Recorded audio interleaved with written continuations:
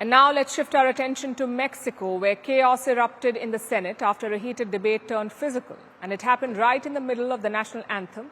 Two of the country's top politicians got into a shouting match. This was followed by grabbing, shoving and slapping, not to mention dramatic headlines. It has exposed the deep divisions within Mexican politics and also growing tensions over a spiraling problem. Our next report has more. As the national anthem was playing, to mark the end of the day's session, Mexico's Senate devolved into violence, as two of the country's top politicians started brawling. Alejandro Moreno, the head of the opposition Institutional Revolutionary Party, or PRI, grabbed at Gerardo Fernández Norona, the Senate president from the ruling Morena party. Moreno repeatedly said, "I'm asking you to let me speak," while Norona responded with, "Don't touch me."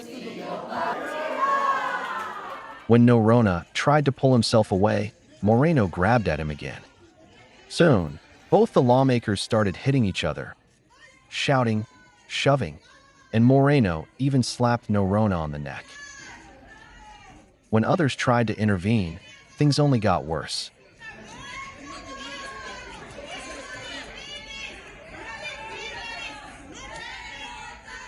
During a press conference after the incident, Norona said, "Moreno hit me on the arms and said, 'I'm going to beat the out of you. I'm going to kill you.'" He has also filed a criminal complaint against Moreno, who hasn't shown remorse, at least publicly. He wrote on social media, "I will always respond head-on, with character and without fear, to defend Mexico and give it the direction it deserves." Legislative violence is not uncommon. This year has witnessed several flare-ups already. Like in July, when a brawl broke out between lawmakers in Armenia's National Assembly, or in March, when Serbia's parliamentary session erupted into chaos, with flares, smoke grenades, and a physical confrontation. But what's behind the Senate clash in Mexico? Senator Moreno was angry at not having been allowed to speak during the debate. Even before it happened, tempers had been running high throughout the discussion about the presence of foreign armed forces on Mexican soil. Recently, U.S. President Donald Trump reportedly authorized the use of military force to target drug cartels in Latin American countries. And Mexico is a huge part of this. Extreme cartel violence has surged across the country in recent years. Drug trafficking and smuggling, which generate billions of dollars a year for the gangs, fuel the violence. Kidnappings, disappearances, and murders across Mexico leave more than 30,000 people dead each year. Earlier this month, several severed heads were found on a road in central Mexico, an area where cartel violence is not prominent. In June, the bodies of 20 people, 4 of them decapitated, were found in Sinaloa. This state is gripped by gang violence. In May, 7 youths were killed in a shooting at a Catholic church festivity, also in central Mexico. The government has tried and failed to get a grip on the gang violence. And after Trump's involvement, the issue has become particularly contentious.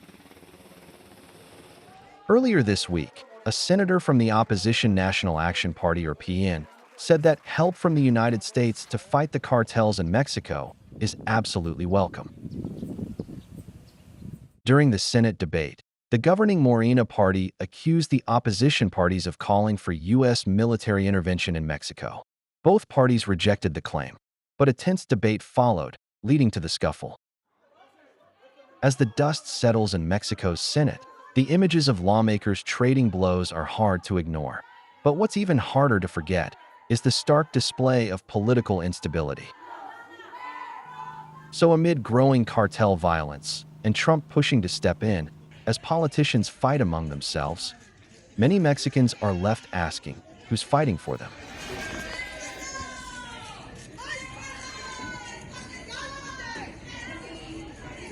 As Trump's trade war rattles the world, all eyes turn to Tianjin, host of the SCO summit.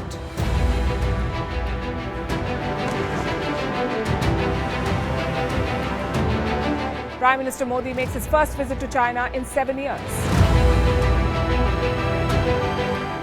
India's policy of multi-alignment faces its biggest test. Will the outreach to China open the door to a new partnership? And will talks with Russia add weight to India's stance against trade wars and tariffs? Catch Vantage live from Tianjin.